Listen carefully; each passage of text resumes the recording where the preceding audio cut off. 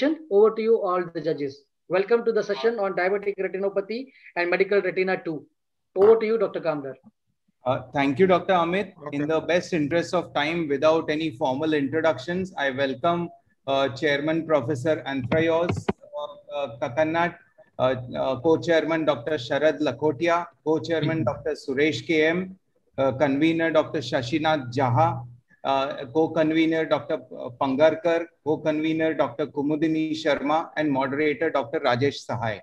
I would request, I'm calling out the first paper. Subsequent chairman and co-chairman can please call out the, each one in this order can call out one paper. And the person who calls out the paper can be one of the discussants. I think as chairman, Professor Kakannat and I would have the little privilege to Dr. Rajalakshmi, make comments if any.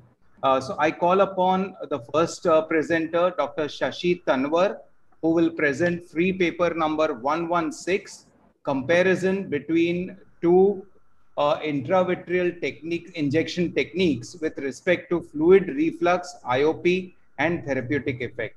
Dr. Shashi Tanwar, please present your presentation. Just to interrupt, all the chairpersons, even the moderator, chairman, co-chairman, everybody is a judge. So all the chairpersons will be marking all these papers. Sir, I just wanted to update. There is an update by the first two speakers. Dr. Shashi Tanwar is in COVID review duty. She's not going to be joining in. Dr. Raja Lakshmi, who's the second speaker, also is not going to be making it. We have a third speaker, Dr. Sukanya Mondal, who's present with us. Yes. There is a message from Sneha Jan as well that she'll not be able to present this, paper. So please cancel these names in the mark sheet and start with Dr. Sukanya, please. Dr. Sukanya, over to you. Dr. Sukanya, could you please start your screen sharing? Thank you, Dr. Amit. Thank you, Dr. Kamdar. Please go ahead.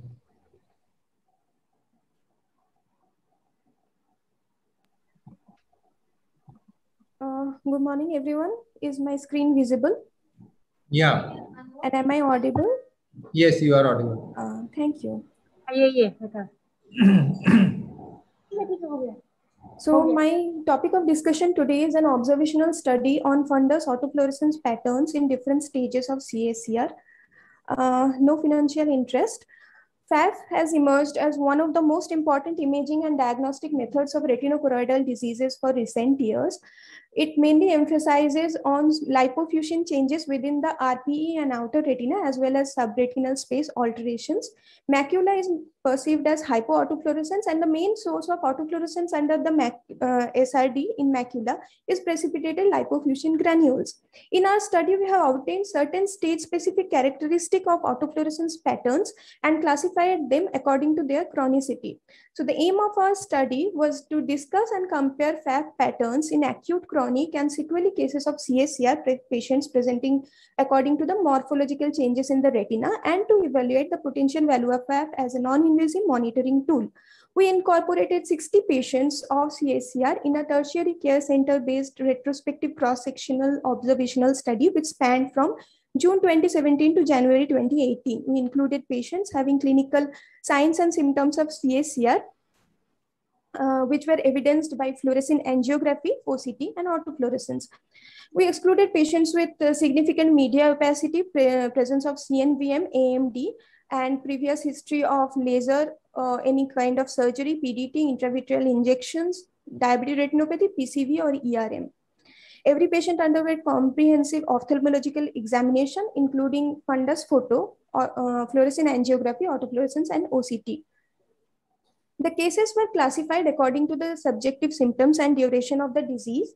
33 patients presented with onset within last 6 weeks and were classified as acute cases. 23 presented with onset more than 6 weeks back and were classified as chronic patients, and patients presented who presented with apparent previous history of CACR in their medical records and with remnant symptoms but without any evidence of SRD were classified as sequelae. Now coming on to the results, acute CSER patients, 24 out of 33 of them, that is 72%, presented with decreased autofluorescence intensity at the leakage point, which is seen with the yellow arrow. And 85% presented with hypoautofluorescence in the area of SRD. 15% presented with isoautofluorescence in the area of SRD. In chronic CSER cases, we see that majority, that is 70%, presented with hyperautofluorescence in the area of SRD. Decreased intensity of autofluorescence at the leakage point was found only in 3 out of 23 cases. And isoautofluorescence with minimal changes were found in 30% of the cases of chronic CSER. Sequelae of CSER cases presented mostly with mixed autofluorescence over the areas of RPE atrophy, and only one case presented with the classic descending tract sign. So when we analyzed our results, we saw that the reduced intensity of autofluorescence at the leakage site of fluorescein angiography was found to be significantly associated with acute CSER, whereas hypoautofluorescence and hyperautofluorescence on the area of SRD were found to be significantly associated with acute and chronic CSER respectively. Mean visual acuity in hypo, hyper, and isoautofluorescence were 0.20, 0.10, and 0.16 logMAR decimal scale respectively. And this visual acuity was found to be significantly correlating with the patterns of autofluorescence, which is evidenced by this linear regression plot. So in past papers, we have seen that Frame et al. In 2005 have described FAF as an interesting non-invasive tool for monitoring RPE changes in CSE and for performing differential diagnosis. Chiara et al. In 2015 have confirmed the impact of FAF changes on retina sensitivity and their value to reflect functional impairment and chronic CSER. And Disley et al. In 2017 demonstrated that the autofluorescent lifetime changes in CSER exhibit explicit perturbations to outer retinal layers.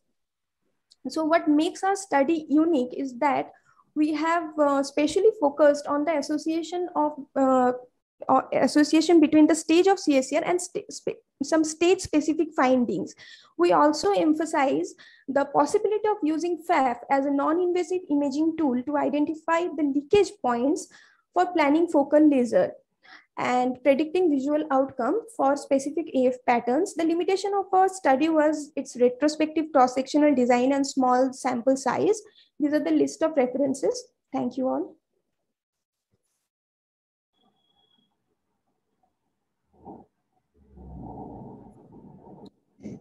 Yeah, excellent. This is good.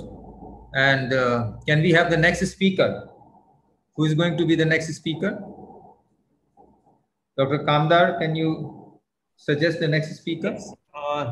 Dr. Astha Jain to present her free paper number 901 on community screening of diabetic retinopathy using smartphone-based offline artificial intelligence. Good morning, everyone. And I will share my screen now.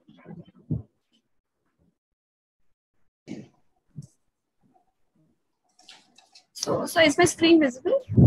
Yes. Yeah, it is visible. On screen mode. Okay. Okay, so I'll be talking about community screening of diabetic retinopathy using smartphone-based offline artificial intelligence. I have no financial disclosure. The aim of this study was to validate the use of offline artificial intelligence for community screening of diabetic retinopathy. This was a cross-sectional study conducted from August 2018 to September 2019. Diabetics over the age of 40 years visiting the dispensaries administered by the Municipal Corporation of Greater Mumbai were included.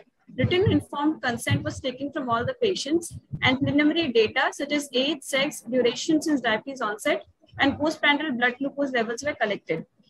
The fundus imaging was done by healthcare workers who had minimal experience in fundus imaging. The health workers were trained for a period of 2 weeks to take both dilated and undilated fundus images.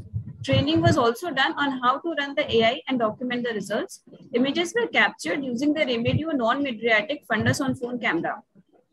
3 fields of the fundus were captured according to the ETDRS protocol, which were the posterior pole, including the disc and the macula, and the nasal and the temporal field, which gave an approximately 60-degree view of the retina. The grading by AI of the offline algorithm marked images of poor quality, prompting the operator to take additional pictures of the same retinal view. The AI algorithm was run offline on the smartphone by the operator immediately after image acquisition. The offline automated analysis graded these images as referable DR and non-referable DR. So moderate or severe NPDR and PDR cases were included in the referable DR, whereas no diabetic retinopathy or cases of mild NPDR were included in non-referable DR. Class activation mapping showed the lesions of the images taken. This is how the class activation mapping would look like, where the lesions were picked up by the AI were shown in the blue. The images were graded by 2 vitreoretinal surgeons who were masked to the AI grading results. In case of discrepancy between the grading of 2 surgeons, an adjudication was done by a 3rd vitreoretinal surgeon. The grading of retinopathy was done according to the ICDR severity scale, and the final diagnosis for each patient was determined by the stage of DR of the more affected eye. A total of 1378 patients were enrolled in the study. Of these, 84 patients had ungradable images in one or both eyes and were excluded from the study. The mean duration of diabetes was 5.8 years with an average postprandial blood glucose level of 208 milligram per deciliter.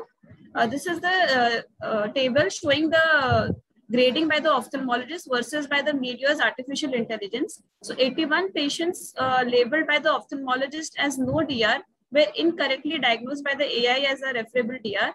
Amongst total of 70 individuals who were diagnosed as mild NPDR, 55 patients were diagnosed by the as having RDR by the AI, whereas 15 patients were correctly diagnosed, and all patients who were diagnosed as RDR by the specialist grading were all correctly diagnosed by the AI. So this gives us a sensitivity and specificity of diagnosing RDR was 100% and 89.5% respectively by the AI. And the same value for detecting any DR, which means it also included mild NPDR, the sensitivity was 89% and specificity was 94.43% with no false negative results. The robustness of the AI algorithm in detecting cases of DR can be evaluated best in diverse clinical or population-based settings. With Mumbai having a population of around 2 crores and people of various ethnicities living here, the current scenario was an ideal situation to assess the robustness of the AI. The sensitivity and specificity for detecting RDR was 100% and 89.5%. This was far above the superiority endpoint of sensitivity of 85 and specificity of 82.5% deemed by the FDA. There was no false negative in the study, with a negative predictive value being 100%. No false negative would mean absolutely no chances of missing a referable condition, making this algorithm good for community screening. The number of false positive cases were 158, of which 55 cases were that of mild NPDR, 22 cases were of pathologies other than DR, and 59 cases were normalized. Pathologies other than DR which were detected by the AI were BRVO, asteroids, macular scar, glaucoma, gliosis, AMD, macular hole, and retinitis pigmentosa. So this is how the AI picked up the asteroids and the cases of drusen. So to conclude, the study was a community-based study for screening of referable diabetic retinopathy. The images were captured on a smartphone-based fundus camera by health workers with minimal experience in imaging. Thus, not all images were of excellent quality. This would be expected while conducting large-scale community screening. Despite including poor quality images, the sensitivity and specificity of detecting RDR by the AI was 100% and 89.5%, making it an ideal tool for community screening. Being an offline AI algorithm, the real-time analysis of images brings another novel edge to this study, emphasizing its applicability in remote areas, where despite limited access to internet, results can be given immediately to the patient. The lesion detection map on the images would also help the health worker in patient education. Thank you. Excellent presentation, Dr. Astha. What AI software were you using? Was it a proprietary thing, or did you and your center design it, or what was it? Can you tell us? So it is a Medios AI. It's not designed by us. It's the Medios AI, which comes with the Remedio smartphone camera. They have a AI which we had taken from them and we had used it. It's a proprietary of the Remedio group. Okay. And did you do any analysis of the subgroup where the poor quality images were there? Was there any analysis of that subgroup? Yes, sir. So, yes, sir. In our pilot study, we had done that, wherein we had around 250 patients, and we had sub-analyzed where we had included the poor quality images and then excluded the poor quality. So even after including the poor quality images, the sensitivity was more than 90%. So. No. What I meant is amongst just the poor quality images. I know that when the poor quality was included in the whole group, you got that sensitivity. But amongst the poor quality images, did you again analyze that subset of patients, or that was not separately done? So we had whatever images we got initially. Can I go ahead, sir? Yeah, this is a discussion time, I think. So you can complete the sentence. So each image, as I said, that around 6 images, 3 fields and 1 anterior segment photo was taken for each eye. But when sometimes the image was of not good quality, the health worker was taking, it took multiple images. So say one patient, instead of 3 images, had 6 images or 7 images because of poor quality image. So we did one analysis where we included all these 6 or 7 images, whereas in another analysis, we included only those 3 images which were of good quality or average quality, not of bad quality. And then we did the analysis. When we included all the images, which also included the poor quality images, we had a sensitivity which was above 90%. That's okay. Okay. Thank you. Thank you, sir. Any other panelist has any other comments or questions? Okay, time is over. I think we'll go to 1077. Dr. Poonachandra. Good morning. I'm here. I'll share my screen. Okay. Start, Dr. Poonachandra. Hope all of you can see my screen. Yes. Is it in full screen mode? No, please go to full screen mode. Just let me know once it's in full screen mode. Okay, it is full screen. Start speaking. Okay. Thank you so much. I'll start my presentation. So good morning, everyone. I'll be presenting my paper on comprehensive approach and exploring therapeutic potential in retinal dystrophies. No financial interest. We know field of genetics is evolving at a very high phase, and eye is the second only to the brain as an individual organ in its frequency of involvement with genetic disorders. Almost 50% of pediatric blindness will have genetic etiology. Clinical picture can be overlapping sometimes. It may range from a very mild in case of stationary night blindness to severe onset retinal degeneration in case of Leber's congenital amaurosis. These are the complaints with which these patients present: night vision problem, tunnel vision, central scotoma, photophobia. Some parents bring their children stating they're not doing well in the school, and some are concerned, will my condition pass on to my child? So what are we offering as of now is we are counseling, genetic testing, we are doing low vision aid surveys, photochromatic glasses we are prescribing for photophobia, and we are monitoring the disease. So due to its rarity, the clinical modules of dystrophy has not been studied extensively in India and needs to be comprehensively analyzed. So ours was observational study approved by institutional review board, and informed consent was taken by patients and guardian in case of pediatric patients, where a total of 45 patients in the age group of 45 to 31 were studied. 31 were males and 14 were females. All patients underwent comprehensive eye evaluation, including imaging, and OCT was used in pediatric cases. Electrophysiological tests were carried out with strict adherence to International Society of Clinical Electrophysiology of Vision.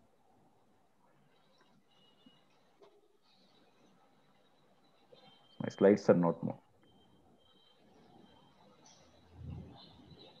Yeah, coming to the genetic testing part of it, the next generation targeted sequencing was carried out using a panel of 212 retina-specific genes, where a variant call of a gene of interest was looked into. We found a 45 different mutations in these 45 patients, which were pathogenic. Among these 45 mutations, the 9 mutations were not reported. These nucleotide changes were not present in the 100 normal controls what we analyzed. 36 variants were previously associated with retinal dystrophies. We had 9 novel mutations with the existing spectrum of gene mutations identified in Indian patients, and it provides further information on the genotype-phenotype correlation in Indian subgroup.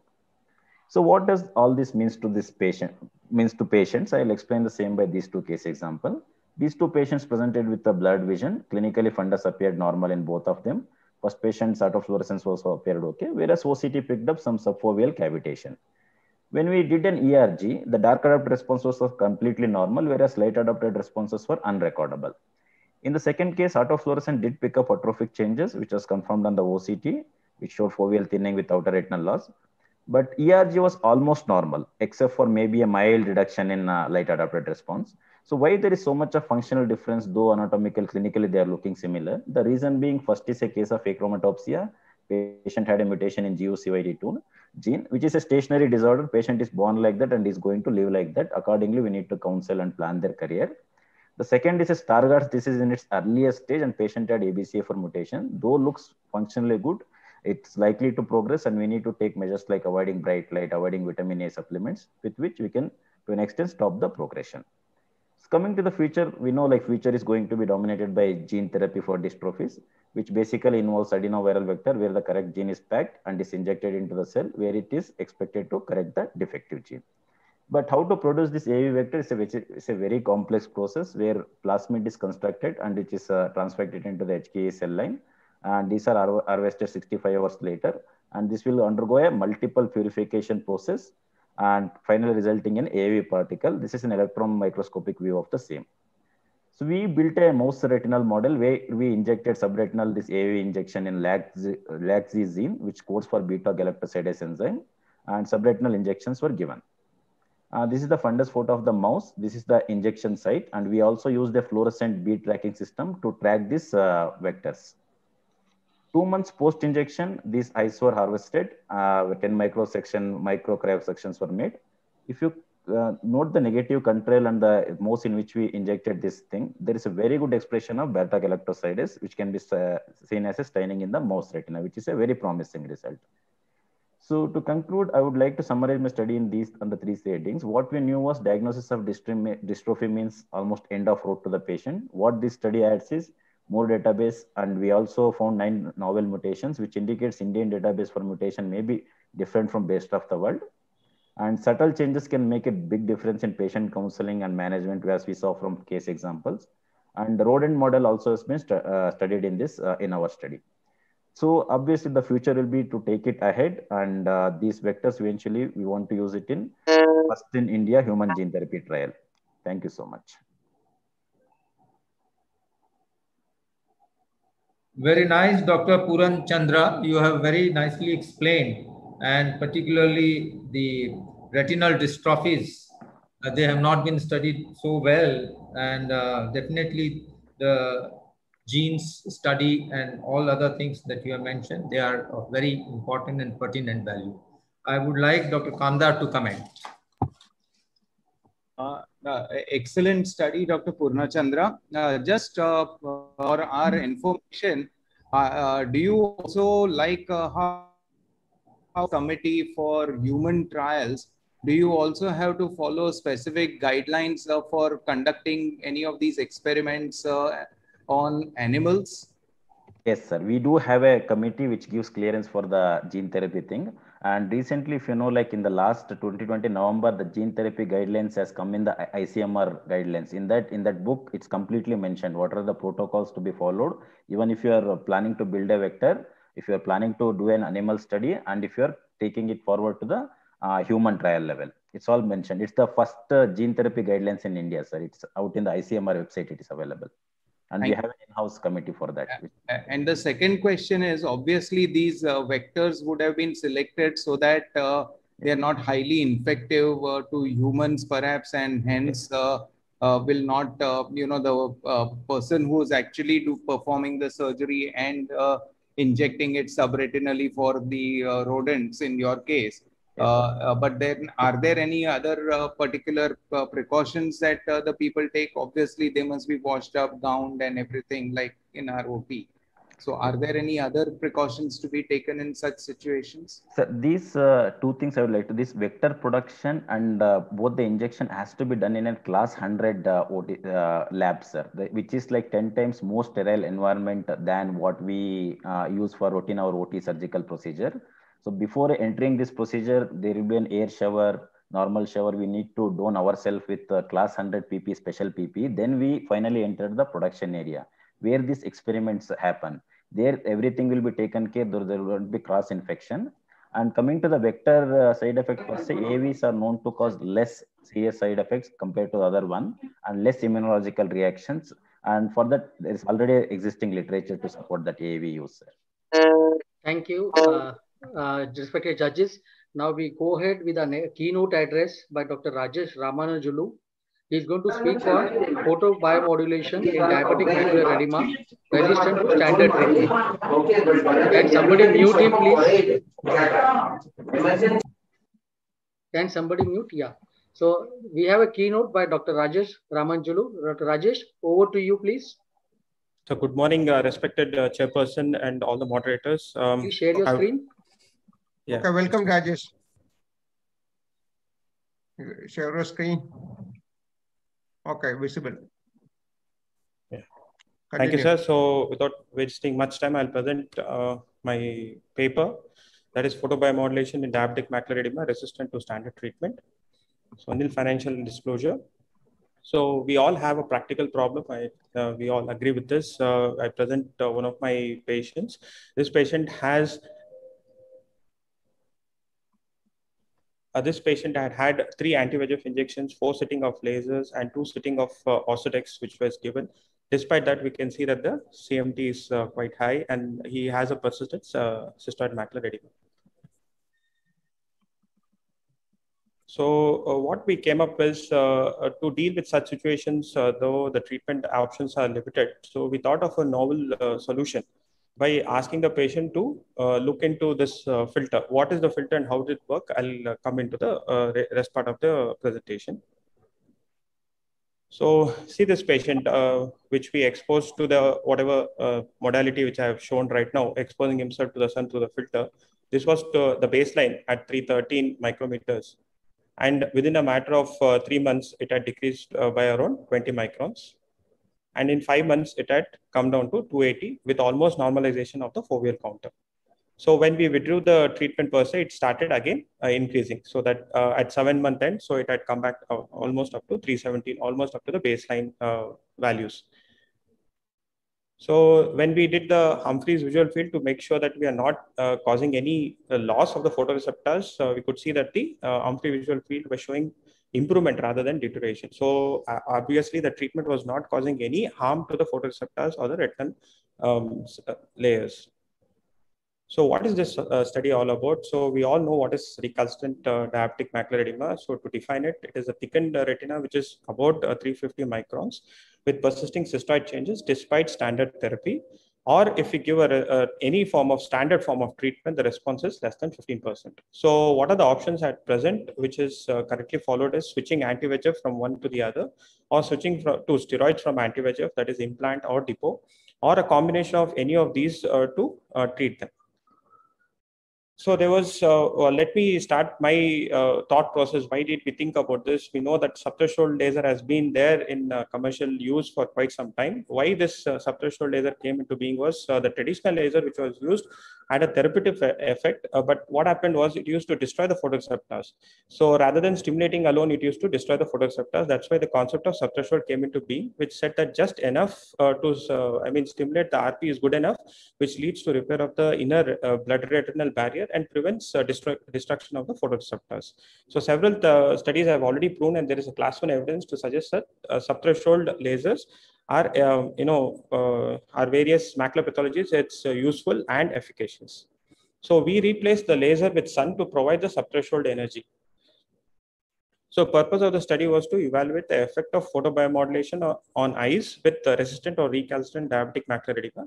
So recalcitrant diabetic macular edema, we took the worst eye of the 2 eyes which the patient presented with. We did not know how the treatment will work, and we had to be sure that we are causing no harm because these were hopeless eyes. We didn't want to create much more issues in them.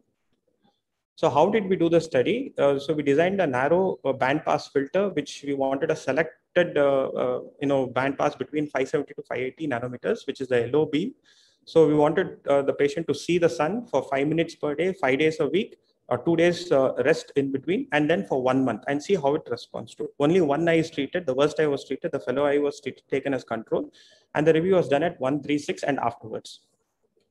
So we took this 580 nanometer, which we designed, and went to IASC to get it evaluated. We saw that it was 99.98% pure at 581.16 nanometer passing. So why 5 minutes was the duration? So when we look, we take the sunlight, we measured the lux, which is given at a particular area. So approximately a standard value of 15,000 is what an average sunlight comes up to. The luminance efficacy of the sun is all been calculated. The surface area, these are all standard formula, which is already present. The surface of the macula is 1094 millimeters squared. So when we calculate the power delivered, it was 0.1764 watts. So total energy, which is given for approximately 5 minutes, is 5 millijoules. So whenever we calculate, most of the focal energy that we are given when we do focal laser is approximately 3 to 5 millijoules. So that's why we chose 5 minutes. So how did we ascertain adequate exposure? We took the best available in business, the commercially available light meter, and measured the light sensitivity and the lux of the sun, and then we went on with the calculation. So this was a prospective study, Shankar Eye Hospital. Duration was for 2 years. Sample size for 11 eyes of 11 patients. Inclusion were resistant diabetic macular edema patients. Exclusion were systemic conditions influencing outcome.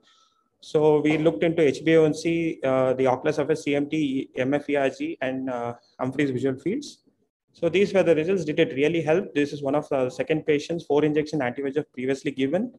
See how it responds to from 377 microns to within 3 months, it decreased to 330 microns with almost near normalization of the foveal contour. This is a third case which had a huge amount of NSD with CME, already received 3 injections of anti-VEGF, 2 Ozurdex, and pars plana vitrectomy because of the taut hyaloid. Despite that, there was not much of response, but with the photobiomodulation, it decreased by around 300 microns in a matter of 3 months. So did we do any harm to these patients? When we did the Humphreys visual field 10-2, there was nothing much. It was showing improvisation of the visual fields. And MFERG also, though there were lots of noise levels because of the macular edema, and the sensitivity has already decreased because this patient had chronic macular edema, it had maintained. So 62 patients, 15 years of mean duration, HbA1c of 7.3. Sir, shall I just finish up in about 15 seconds, 15-20 seconds?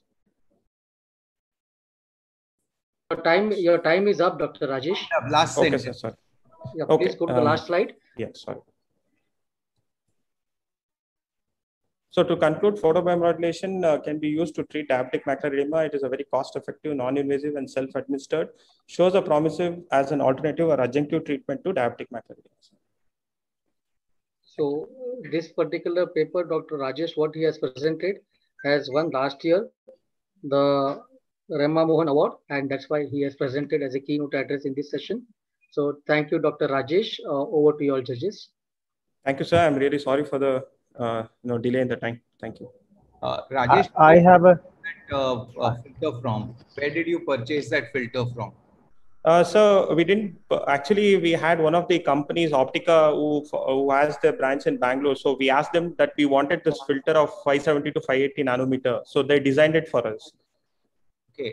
Why did you select that around 570 instead of going into the infrared range? Because that, sometimes patients might expose themselves for a longer period, or they may not necessarily keep up with the timing, might do it later in the day. So if you selected more towards the infrared range, say even 700, 800 thereabouts, so the likely damage would be less, isn't it?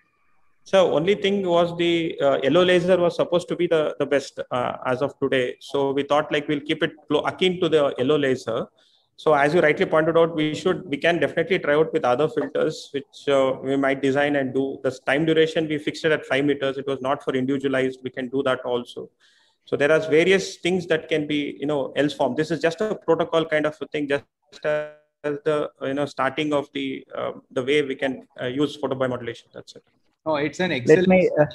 Congratulations to the entire group for that. Thank you. Thank you, sir. Yeah, Dr. Rajesh, I congratulate you for an excellent presentation.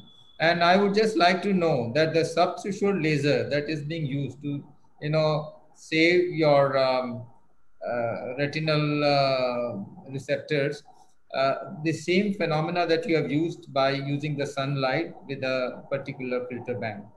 Now, I would like to know, can it have a multiple use in other kind of diabetic retinopathy besides recalcitrant diabetic macular edema?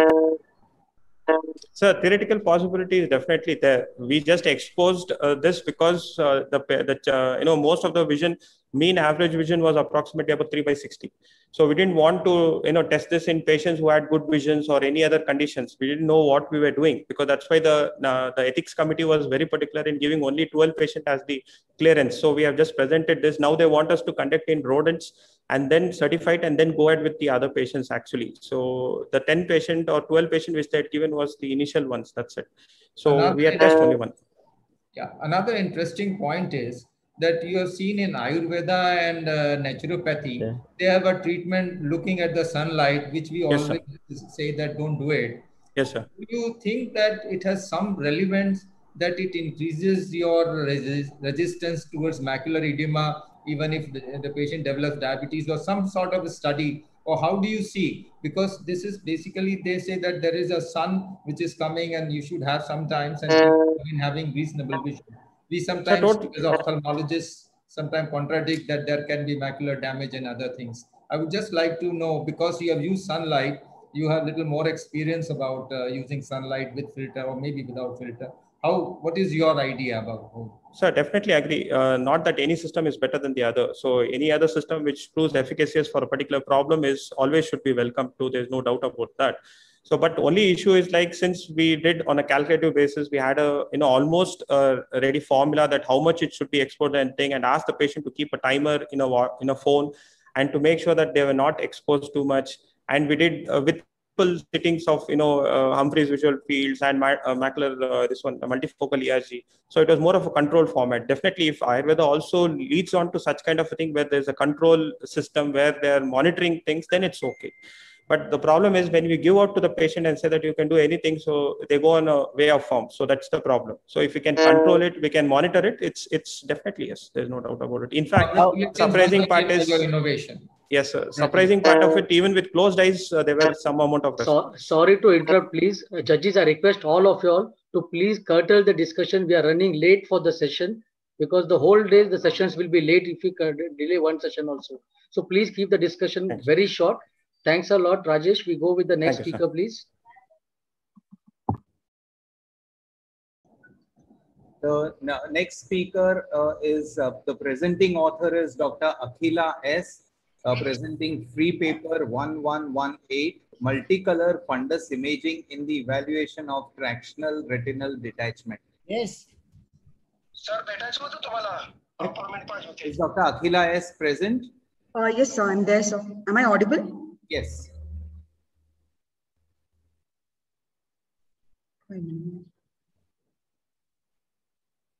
You can start talking while the computer takes time to... At this outset, I would like to thank the AIOS team for giving me this opportunity to present our work on multicolor imaging and its role in tractional retinal detachment.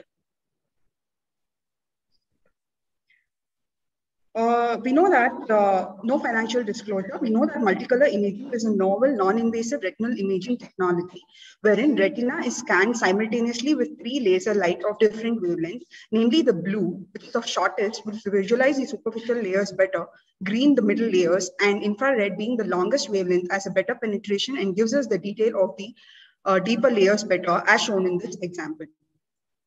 Classically, the diagnosis of retinal disorders are made by the indirect ophthalmoscopy and also a slit lamp biomicroscopy. And to aid us, we have multiple other tests like OCT, fundus photo, and slit lamp and multicolor imaging now. When we looked at the literature, there are multiple studies which have been done on the role of multicolor imaging in epiretinal membranes especially. Where they have showed the usefulness of multicolor imaging as compared to other fundus photography, and also with respect to different wavelengths. But when we searched for those on tractional retinal detachment, we could find none. Thus, our purpose was to compare the multicolor imaging with color fundus photograph for evaluation of the morphology and extent of preretinal membranes in diabetic tractional retinal detachment. It was a cross-sectional study, observational study, wherein we included clinically diagnosed diabetic fractional retinal detachment cases. We subjected them to multicolor imaging, ST-OCT, and color-funded photography. We exported these images, ST-OCT and MCI inter format, and Optos imaging, that is OCFP, as JPEG image. We make sure that the field and the magnification is matched. And we looked at the extent on all the wavelengths and gave a score to each of them. There were two observers, two retinal specialists who did this for us, and we basically gave a score of 1 when it was less than ST-OCT, and when it matched the extent on ST-OCT, we gave a score of 2. We looked at the inter-rater agreement and intra-class correlation coefficient, and also we analyzed and described the images qualitatively. We had 30 eyes of 22 patients, 21 being male and 1 female, and the mean age being 49.5 years. When we looked at the grading score, the score of 2 means that it is matching that of ST-OCT. And when we look at multicolor image, it was 93% as compared to OCFP, which is only 70%. We can see that the pre-retinal membrane on the Optos image looks like a grayish-white membrane, whereas on multicolor, it has a greenish hue, which again depends on the thickness of the membrane. And also, we can see that the multicolor image gives a better resolution, and also the secondary membrane details are better appreciated on multicolor as compared to Optos image shown in this example. Looking at the extent of the membrane and the delineability of the iloid status beyond the TRD, we see that on blue image, it is better appreciated as compared to green and IR. Or the green images also shows as the anterior posterior extent of the membrane, the thickness of the retinal elements, and also it shows the vascularity within the membrane, and it is similar when compared to blue reflectance.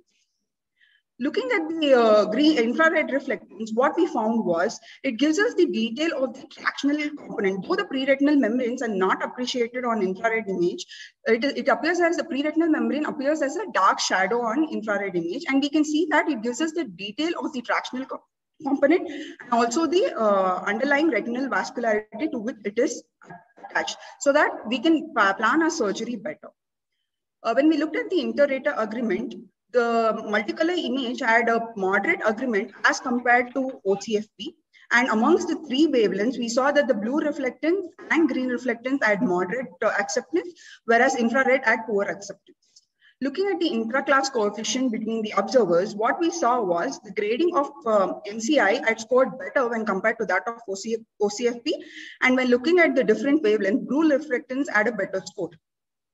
The limitation is that of the cost and affordability, and the field of imaging is less on multicolor as compared to Optos. And we know that it is not an essential tool for diagnosis. And like OCT, it is again dependent on media clarity. To conclude, multicolor imaging is a test that can be performed very quickly at the time of OCT for a better understanding of the membrane. It helps us to take a better decision and surgical planning of tractional retinal detachment. And also, it's a good teaching tool to explain the patient what is actually having. However, though multicolor imaging is in vogue for a couple of years now, more widespread use and further studies are needed to validate its application in various retinal disorders. Thank you.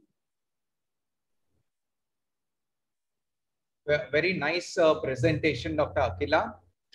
Did you compare this with, say, a 3D reconstruction of the OCT images of the macula? Because the key is, the key use of any such thing is basically to tell us the different planes so that we can plan our surgical dissection in these cases. So did you compare these images with a 3D reconstructed image of the macula? The 3D view system, which is seen on the ST-OCT, we did see that, sir. Definitely, ST-OCT was better as compared to multicolor imaging. But when compared to Optos image, the 3D effect was the depth and the thickness was better appreciated on multicolor as compared to Optos image. What do you think is the application of this? It is already available. Have you thought of it?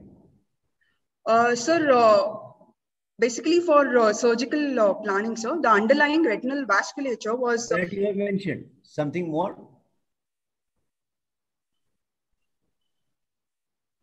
No, this is not a part of the intraoperative OCT.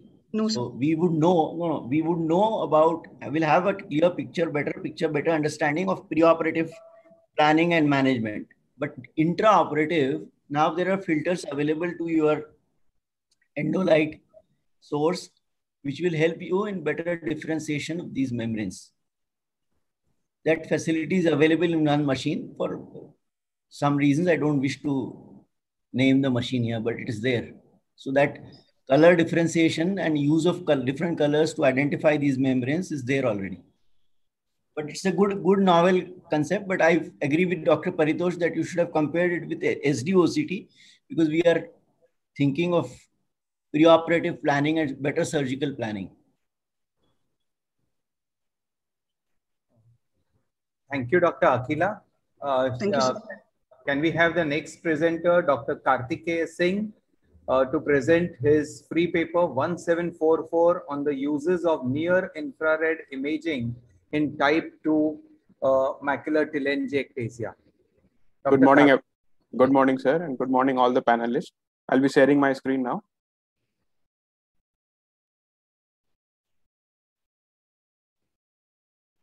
Can keep speaking while it comes. So I'll be presenting my free paper. Is my screen visible? Yes. Yeah. I'll be presenting my free paper on use of near infrared autofluorescence in type 2 macular telangiectasia. I have no financial disclosure. Type 2 MACTEL is a bilateral neurodegenerative disease which affect the Muller cell, and the multimodal imaging gives the structural changes much before the visual acuity change. Fluorescent angiography, autofluorescence, blue reflectance, multicolor imaging, OCT, and OCTA gives a lot of insight into the disease. Near infrared autofluorescence, hence I'll be referring it as a NIF, has never been studied in this disease.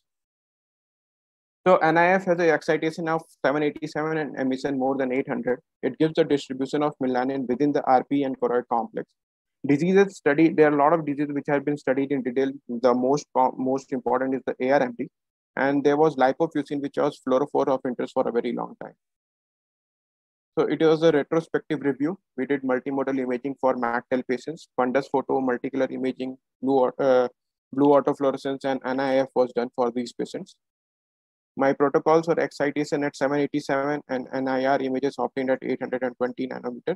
Field was 30 degrees. We included 21 eyes of 16 patients. There were 7 males and 4 females. We found 8 eyes of 6 patients with CNVM and 13 eyes of 10 patients with pigments. This is my first picture, which shows hypo around the dipping vessel. If you can see here, as I marked here, the dipping vessel hypo was more prominent on the NIF image, showing the area of compromise. This is another image which you can see. There was again the prominence around the hypo area, as I have shown here, and it also indicated the outer retinal loss as seen on the OCT. So this is the other image where you can see almost near normal blue autofluorescence, just the pigment showed hypo area, while there was a CNVM network which was noted on Octa, and the shape was exactly similar to the hyper which we saw on the NIF.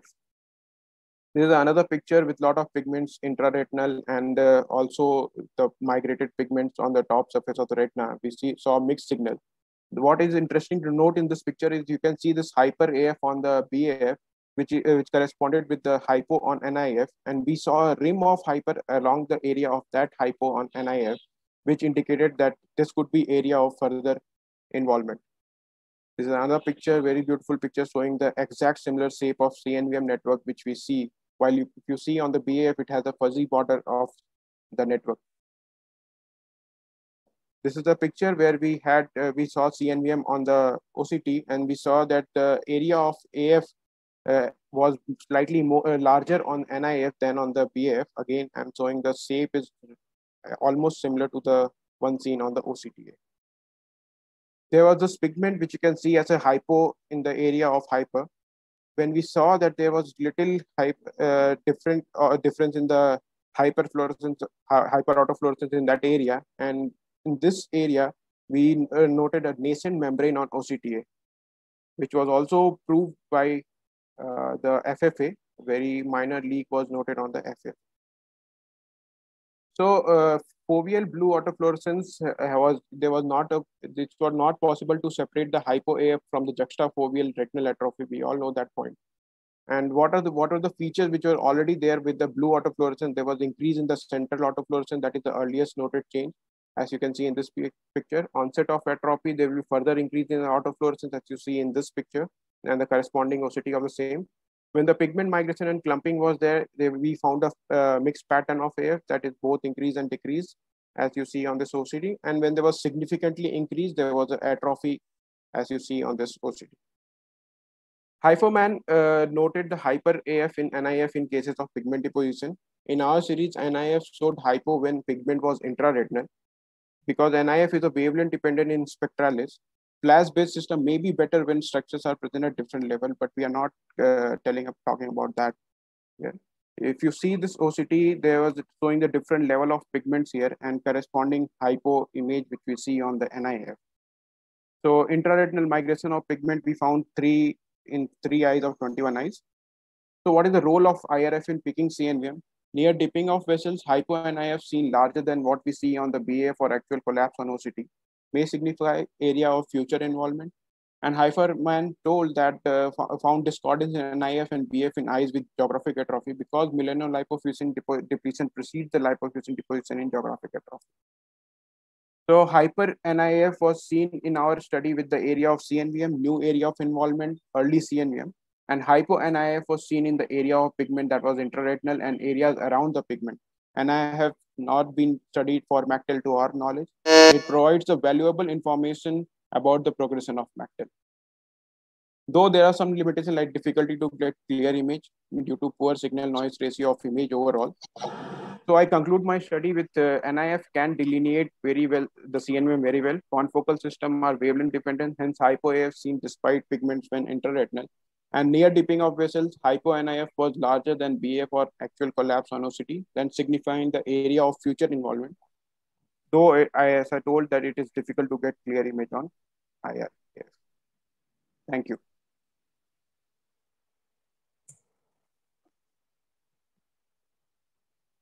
That was an excellent presentation. And Dr. Pangarkar, would you like to comment on this? Yes, I thought I will ask him only one thing. Where did this method score over other methods? Sir, we actually this has not been studied, and we are looking for future prospects. So could you enumerate the difficulties involved in diagnosing this condition in by the traditional methods of fundus photography? No, sir. There was no difficulty in that, but it's just that we are giving the additional findings on the MACTEL disease. And also the further prospects are like doing the follow-up of patients. We are looking into that. And also if the stem cell therapy comes, then it can be a very good, useful tool along with the blue autofluorescence to monitor the disease if what is the disease progression going on. So in that way, we are looking for the future. And also we are doing actively NIF in all the patients of MACTEL and looking into more insights what we can get through it. Thank you. Dr. Karthik, is it expensive? How will you incorporate the software and everything? Is it expensive? No, sir. It is normally available with HRA too. I see. No extra expense for the patient also? No, sir. No. Usually if we do OCT, then we do it for free for the patient. Okay.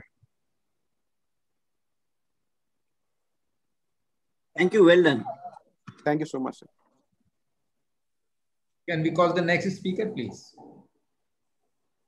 Dr. K.S. Kumar, who will speak to us on PDR and myopia, a not so uncommon feature, paper number 1875.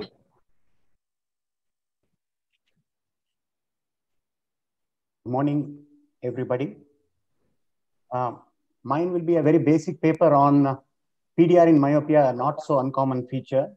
There is a popular perception that the incidence as well as the progression of diabetic retinopathy is lesser in patients with axial myopia, but this may not be cast in stone.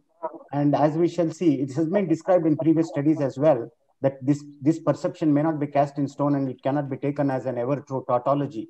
So the idea was to study patients 10 patients who presented to us with suspected diabetic nephropathy were referred for us with 7 men and 3 women, 65 to 78 years age group, and they had diabetes of varying durations, 22 years.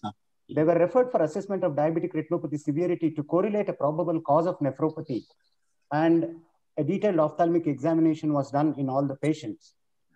Noted a myopic fundus background in all patients, notably peripapillary disc changes and macular chorioretinal atrophy in 3 patients, but none had any posterior staphyloma. Small discs were noted in 3 patients and a tilted disc in 1 patient. I made a note of the severity on clinical examination and wrote a letter to the nephrologist who insisted that an FFA be done because he wanted to correlate with the nephropathy that this patient had. So this index case was what prompted us to examine these patients more seriously with fluorescein angiography incorporated. So to our surprise, we found that proliferative diabetic retinopathy in the form of either NVD or NVV was seen in nearly 80% of these 10 patients, and extensive capillary dropout areas was seen in 2 patients, and an asymmetric diabetic retinopathy in 2, depending on the anisomyopia that these patients had. I'll just be showing the photographs of these patients, the typical peripapillary disc changes and the fluorescein angiography showing new vessels. Another patient, bilaterally myopic patient, showing capillary dropout and new vessels as well. That was not evident clinically at all. These are the post-PRP pictures of the same patient. This was another patient who had frank NVD in the right eye, despite being myopic, but the left eye also had multiple new vessels elsewhere. NVE, the post-laser pictures of this patient. This was a patient who I referred to as having a small disc despite being myopic, and he too showed new vessels in both the eyes. This was a patient with bilateral myopia and severe NPDR who had extensive capillary non-perfusion but no definite new vessels. A third patient with small discs who had new vessels in the right eye, asymmetric diabetic changes. The left eye did not show any new vessels in this patient. This was again another patient with myopia. We can see the straightening of the vessels on fluorescein angiography, typically seen in high myopes, showing new vessels in the upper temporal quadrant. More pictures of the same in another lady who presented with myopia with proliferative diabetic retinopathy that could not be really pinpointed to on clinical examination alone, but it was uncovered on fluorescein angiography. This was the patient with the tilted disc and frank neovascularization nasally. So myopia is thought to provide some degree of insurance against development of diabetic retinopathy by virtue of various factors listed therein. It is thought that the very production of VEGF itself is very low in these patients due to the degeneration in the outer retina, and also the VEGF that is produced, and because in these patients with a large eyeball volume gets diluted. These are some of the hypotheses that are put forward in these patients, and therefore it forestalls the severe forms of diabetic retinopathy, as has been evidenced by various studies. But this may not always be true, as could be seen from this short series that I have, and therefore may not confer total protection against development of PDR. We should not be very casual. Many times we tend to be, if not dismissive, at least a little cavalier in examining myopic patients. So we need to not rely on clinical fundus photography alone or clinical examination alone, but instead have a low threshold for performing fluorescein angiography in these myopes. It's a kind of putting the clock back. FFA is almost on its way out, but then we may find a resurgence in this particular subgroup of patients, particularly long-standing diabetic retinopathy in myopes, particularly when associated with nephropathy or when there are extensive hemorrhages in the fundus. These patients definitely need to be looked at more carefully and with the help of fluorescein angiography. Thank you very much for your patient hearing. Excellent observation, Dr. Kumar, and definitely does suggest that why in high myopia it's so important to do fluorescein angiography, particularly to rule out proliferative diabetic retinopathy changes. Wonderful. And can I have Dr. Pangarkar to give a comment on this? Dr. Kumar, I did not do a study like this, but one inference that I drew. Am I audible? Yes, please. Am I audible? You're audible. Yes, yes. Your first sentence was not heard, sir. Dr. Kumar, I didn't do a study like you, but one of the inferences from my observation was that those myopes who are developing retinopathy of any severity, their diabetic status was uncontrolled diabetes for long duration. Right, sir. So whenever a myope presents with any form of diabetic retinopathy, especially the moderate to high myopes, if they have diabetic retinopathy, that means their hemoglobin A1C levels were more than 9, 10. Very poor diabetic control status it indicates. Right, sir. So this issue of whether PDR would develop in myopes is not resolved with several studies that are available. So good quality OCTs and even incorporation of wide angle fluorescein angiography, etc., may throw more light in future. There are many issues, and it could form a basis of a 30-minute lecture. Why is it difficult to first diagnose, treat, and even why certain things do not occur in high myopes? Correct. First of some of those factors you have mentioned, like the choroidal thinning itself is an important thing which will help prevent severity of PDR, isn't it? Yes, sir. Because the retinal perfusion would be better. In fact, that is the basis of our laser photocoagulation, isn't it? So one of those things, and the VEGF concentration in large eyes will also be an important thing.